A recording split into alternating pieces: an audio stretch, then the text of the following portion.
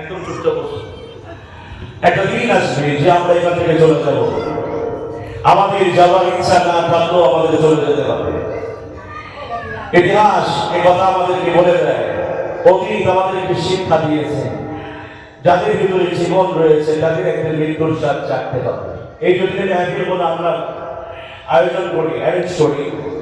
এর মূল উদ্দেশ্য হলো আমাদের যেভাবে হোক মানুষগুলি যেন ভ্রান্ত পথ থেকে বেছে বেছে আল্লাহর পথে দিকে ফিরে আসে। ঠিক না?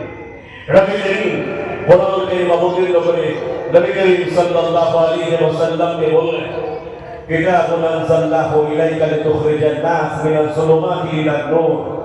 আমার নবী এই কোরআনুল কারীম যেটা আমি নির্ভেজাল নির্ভুল একবারে অথেন্টিক কিতাব করে গোটা বিশ্ববাসী হুমানকারী গোটা মানব জাতির জন্য আমি অবতীর্ণ করেছি।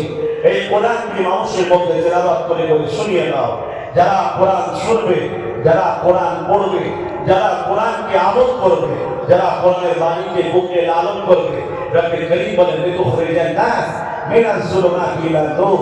আমি আল্লাহ পাক তাদেরকে গোমরাহ অর্থাৎ শিরক ও বিদআতের রাস্তা থেকে বার করে অন্ধকারময় জগৎ থেকে বার করে আমি আল্লাহর নূর হিদায়াত নামক রাস্তার উপরে তাদেরকে পরিচালিত করব। বলুন